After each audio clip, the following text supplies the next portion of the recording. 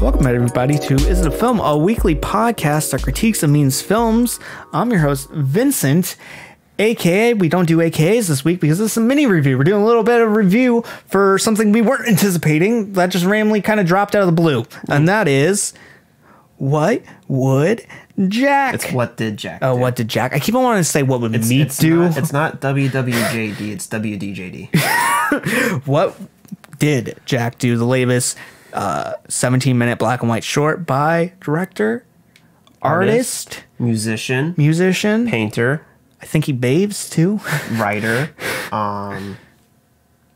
speaker, public speaker. He probably did a play at one point. I don't think so, actually. He does run a like little art festival every year called Festival of Disruption. What other attributes can we give him that are really stupid? Renaissance artist. Yeah. Like a real Renaissance man. Yeah. Great hair. Yeah. Special effects. Yeah. Supervisor. Editor. Mm-hmm. Sound designer. Soundtrack composer. Frail voice guy. Frail voice actor. Yeah. Animator. Yeah. He was an animator. Yeah. Comic book. He drew a comic book called The Angriest Dog in the World for a little while. And literally every image was a still image of just a dog being angry at things. And it was, that reminds me of the there's a Twitter account called, I think it's Garfield with a Pipe. Yeah. And every ending, so it's like a traditional Garfield panel, but every ending's just a picture of Garfield with a pipe. And sounds about right. Them being yelled at by John. Yeah. David Lynch, legendary director of hit films like Eraserhead, Mulholland Drive, Blue Velvet. Let's see if we can name them all. That one with Nick Cage. I literally can name them all. Yeah. Do you want me to name them all? Let's see. No, let me try because it's harder. I can't remember the one with Nick Cage. I can't remember the title. It's something Wild at Heart. That is exactly the title. Lost Highway. Highway. That's, you know what I was trying to say. Twin Peaks, the movie. Mm-hmm. Firewalk with Me. Elephant Man. Mm-hmm. He has 10. Dune. He has 10 exactly. You're missing 2. 10 exact films? 10 exactly 10 films. Oh, Inland Empire. Mm-hmm. And then... The Not Us Story. The Straight Story. Because we're bi. No, that's the title. Straight Story. The tractor one, yeah. The one he did for Disney. Yeah. But you probably stream on Disney Plus. Yeah. Also, the creator of great TV shows like Twin Peaks and Twin Peaks Revival and Twin Peaks and I think it's called like Hotel Room or something like that. I've never seen it. It was like a mini series that was done. That's not a TV show. It was like a free episode mini series on HBO surrounding like this one specific hotel room that exists outside of time, and like it was like so Silent Hill. Yeah, The Room 4. Yeah. Silent Hill 4, The Room. Yeah. A bunch of short films. Why are we reviewing this? Well, because David Lynch is legendary director and actor. I was going to say actor, but then I recovered.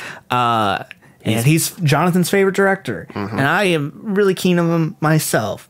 And just the concept alone of what the short film is, even though we usually don't touch short films, I think was worth just us memeing it up. It's talking about it.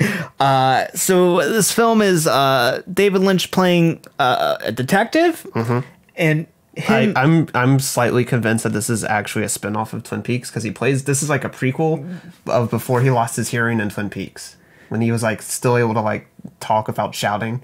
That's what this is. It's him interviewing a monkey. Yeah. And if you're thinking like, oh, the monkey doesn't respond, it's like a normal monkey. No, it's a monkey with a human's mouth.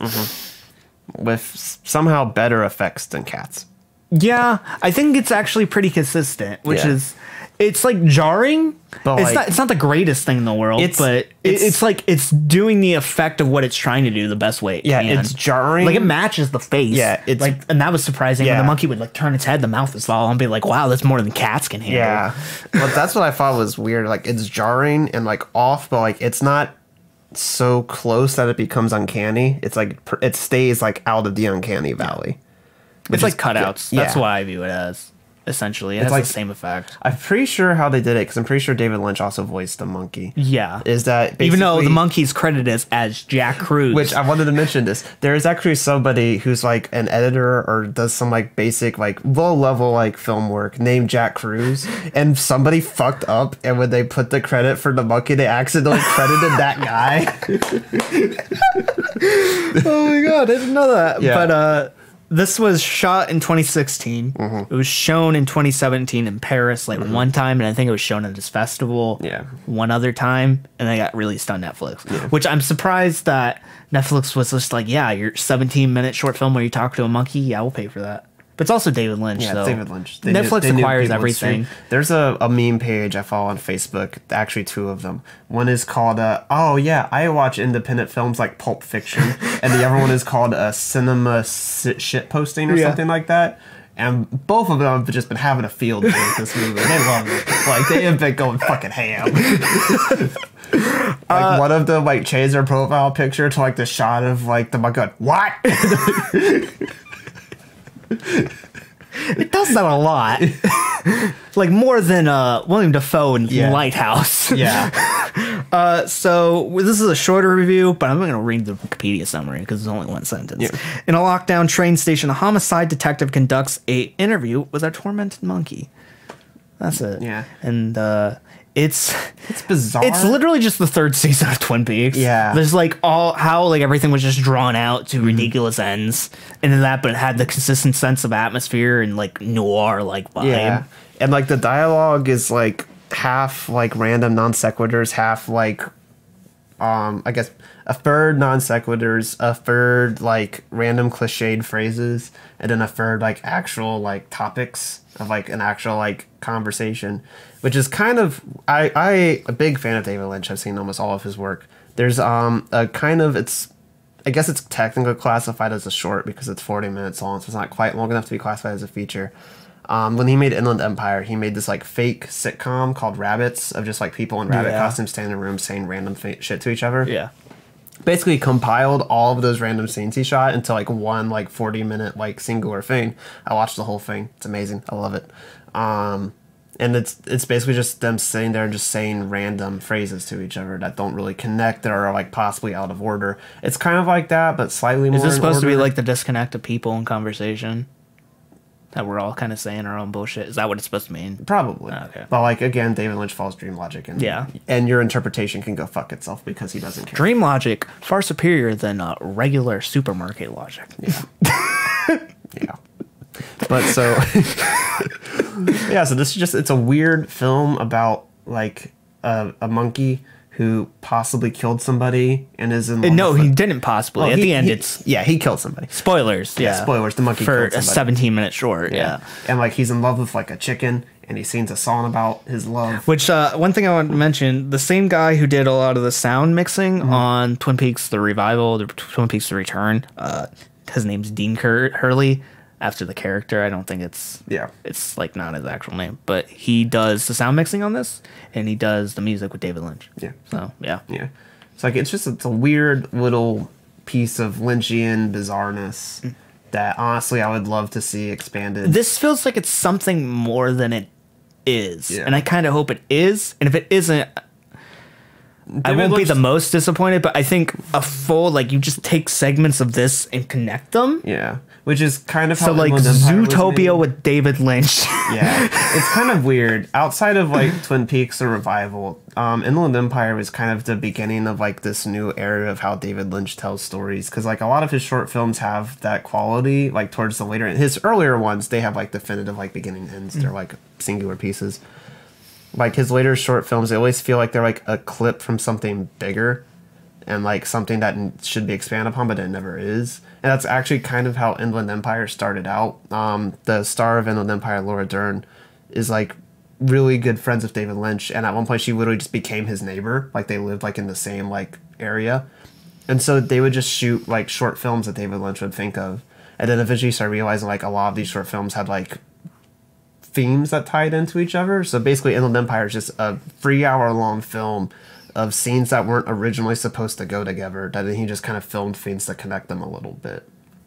So basically making an album a movie. Because that's how processes of albums usually work. They're not supposed to be connected, but they just like are scrambled and curated into one thing.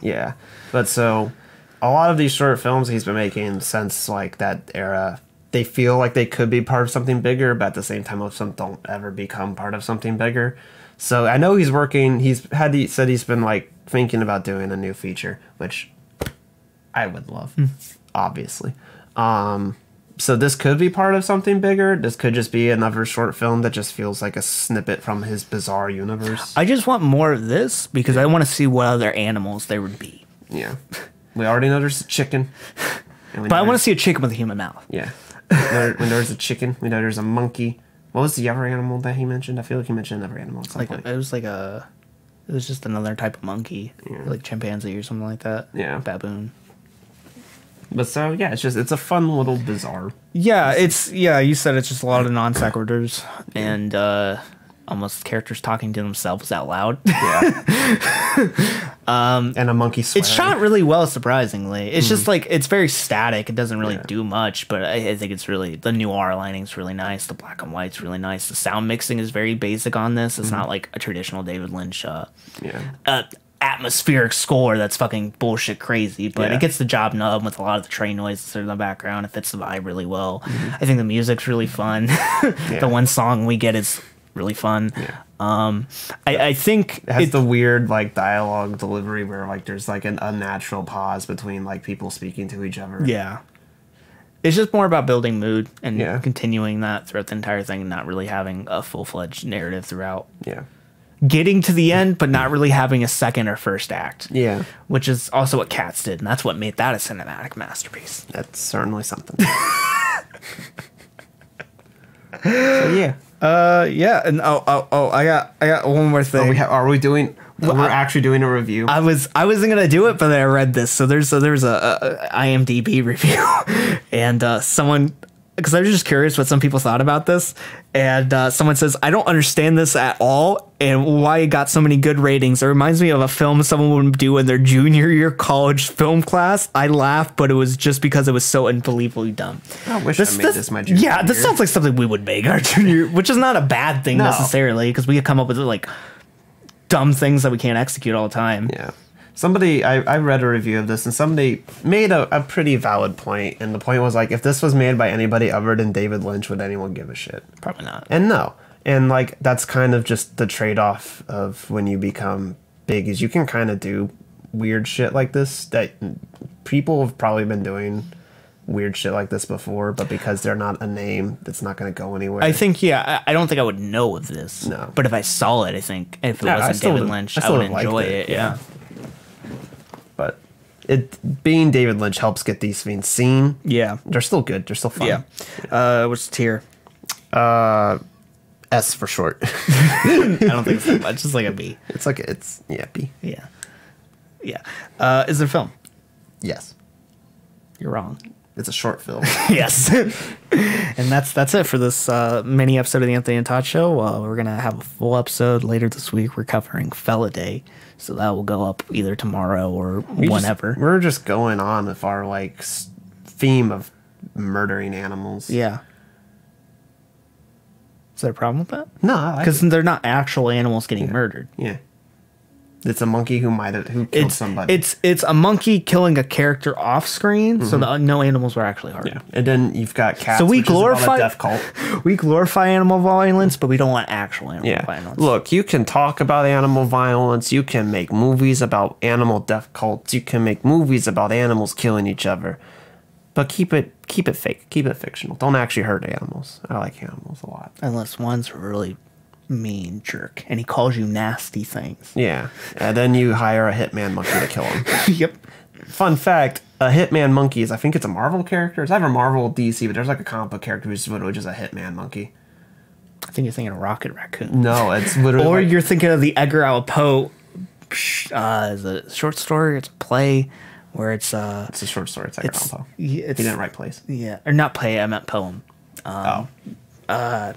Where like I can't remember what it's called, but like the monkey kills someone. It's like a gorilla just kills someone. That weird phase where he was making like a bunch of really bad, like, it's like, I think, was that Murder in the Rue Morgue or something like that? Yeah, something like that. Yeah, he was making like really weird mystery stories. Yeah.